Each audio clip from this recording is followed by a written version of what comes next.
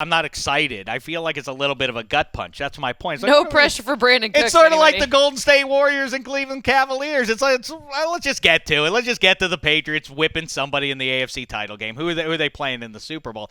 It seems like such.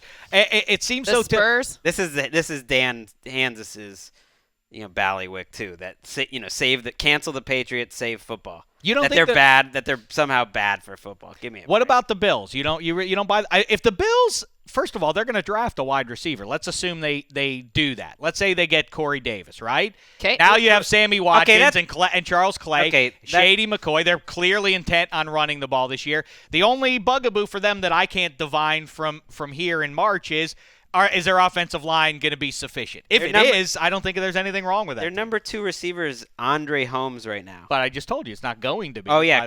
That's a lock that a number 1 draft pick receiver is just going to step right in. I mean, no, that's not a lock. Sammy Watkins has only played half the games since he's been there. Kevin White was a top 10 pick 2 years ago, hasn't done anything. I mean, Hasn't played. They have a whole new staff, too, a first-time head coach who didn't exactly light the world on fire as a defensive coordinator, Sean McDermott, and a first-time offensive coordinator. I guess Rick Dennison has been an offensive coordinator before, but it's never been like his offense. It's always been Gary Kubiak's offense. So I don't know. If anything, I think they'll take a step backward. All right, maybe if you're right, then then that makes the Patriots more of a favorite than I already had them. But I do think the Dolphins are not jive. I don't think that was Dolphins a mirage. could do it. I think they're going to be good, and I think Think the Bills they're a are gonna be mirage? good.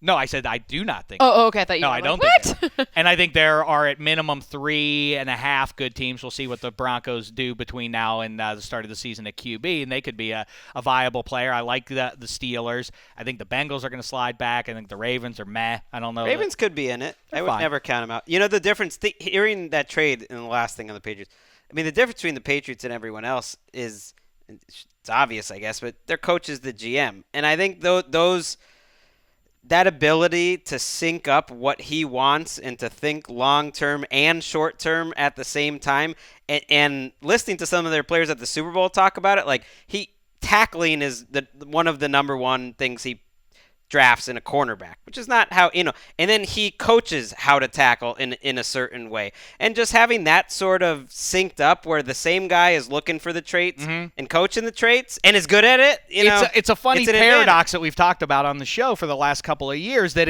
at the same time it is both so obvious what he does. Yes, fundamentals.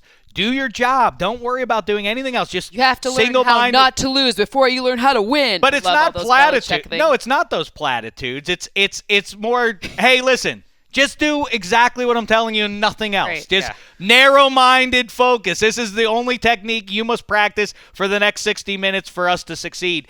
They do that, and it's how does he do it? It somehow remains a mystery, and apparently, according to a lot of the experts I talked to about it, it has to do with trading on the egos of their foes. 100%. That offensive coordinators can't resist calling plays, even though they know it's not a good idea. That quarterbacks will eventually try to force a throw that they know is unwise. Yeah, and it all trades on that. I mean, that Atlanta game, they let them lose. They didn't win. They let them lose. But the thing that's interesting is good teams, like this is my rule of thumb, and it's very much true.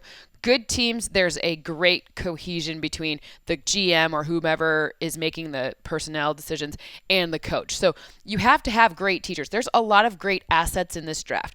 A lot of different players, almost all of them that we see here, and the ones we're talking about on TV for sure, can be used in a lot of different ways and to various degrees of success. So the ability to coach and teach and make this asset work for you, that's like a really big key to it. The fact that in the Patriots it's one system where I like this linebacker and you don't even really have to explain to someone else why, and I value him I like him for $3 million, but I don't like him for $5 million. Whereas it's that discipline, it's the cap discipline. They're not always right in the draft. Belichick has had many. But no one's always right in the right. But no one's always right in the draft. It's creating the discipline, because what happens in draft rooms, especially once you get past your first pick, which Patriots don't ever have a first. They hate first round picks. Apparently, they just don't take them. They trade them away.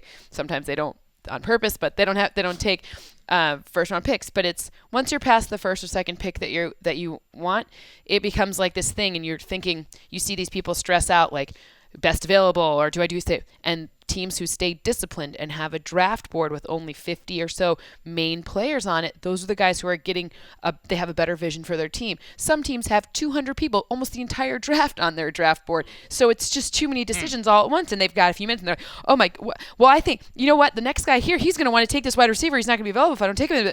And it's just chaos. So this is who you need in the in the League of Leagues. League of Leagues. Well, draft. you know, Right. one thing that could be the final nail for the rest of the AFC is if Jimmy Garoppolo does in fact get traded away, and you know we can debate. Well, first, real quick on that. What's your? I mean, I guess we're all crystal balling it. Is there any reason to think Tom Brady's just going to buck history and be good for 3 more seasons? Is there any reason to think that or not to think that? Is there any reason to think that he will? Yes, I mean, I think he will.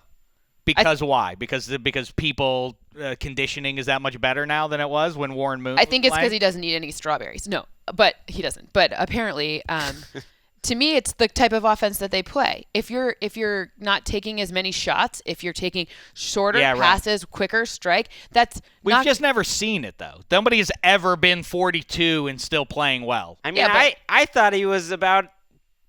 When I walked out of the Super Bowl in Indianapolis the second time they lost against the Giants, I was like, okay, that was it. So it's all like. I think he was thinking the same thing. I know he wasn't playing that well at that point. I mean, he's better now. I think the fact that their offense is better around him than it's been at any point in their run except for maybe 2007, and I would say right now it's right there with 2007. I mean, that's going to help him